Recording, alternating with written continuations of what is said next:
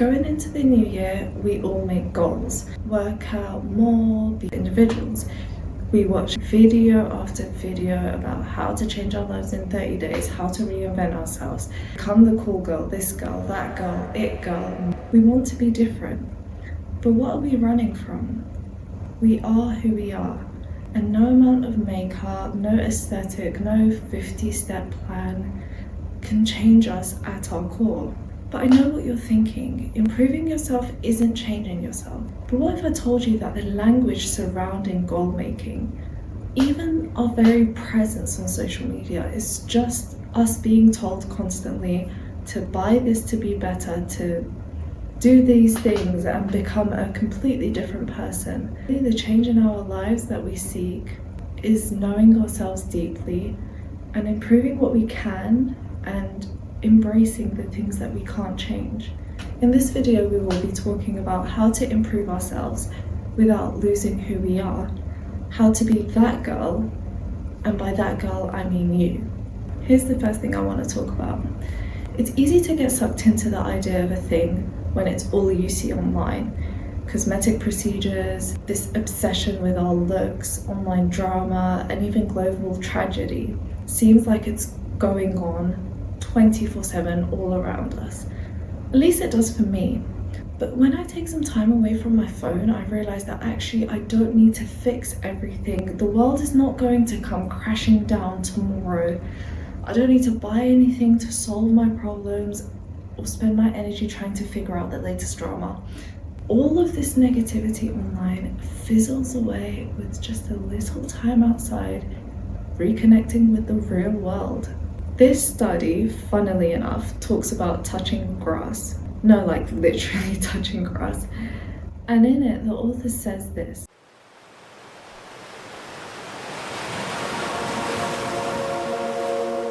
It doesn't need to be studied to understand that ocean waves are calming, that the sun on our face is healing, and that fresh air is rejuvenating.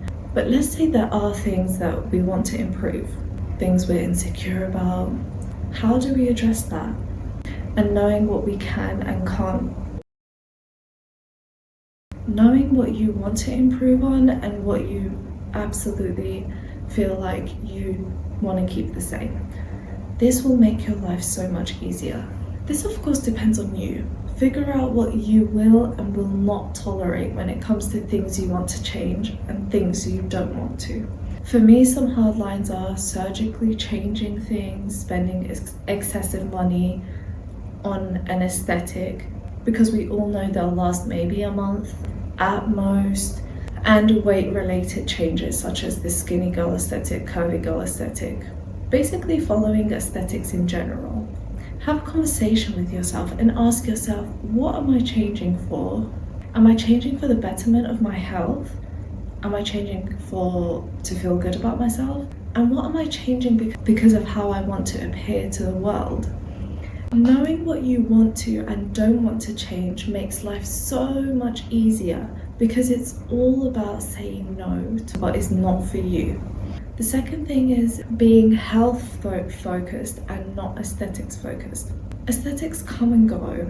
In the early 2000s, there was heroin chic, where girls were sickly thin, and that was the goal. Then after the 2010s, to be honest, whenever Meghan Trainor came up with that whole All About the Bass song, being curvy was in. And now the girl who was calling skinny girl has now done a complete 180 on her own look. These celebrities are inflating themselves like a balloon and then deflating themselves, forcing their bodies to go through unimaginable things just to undo it when the next trend comes about.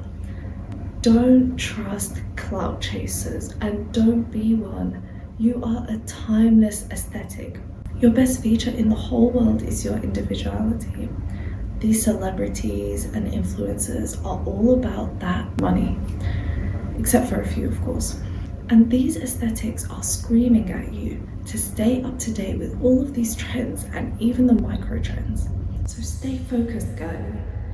Don't ruin your body or your bank for anyone. Anyone who isn't promoting healthy boundaries a healthy body, mind, and soul. When you're in a good headspace, it's okay to catch up on the latest celebrity goss or goings on, because that's just how human beings are. We're gonna find out those things. We wanna know what's up. It's entertaining even. But the moment that the entertainment brings about negative thoughts, that, my friends, is when it's time for a break. Let's do a quick recap and a few important tips that I will leave you with. The pressure to reinvent yourself isn't the right pressure needed to improve your life.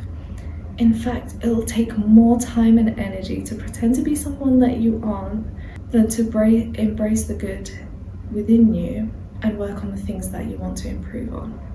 Know your boundaries. Don't chase aesthetics, because they're gonna come and go. And for the love of God, be outside.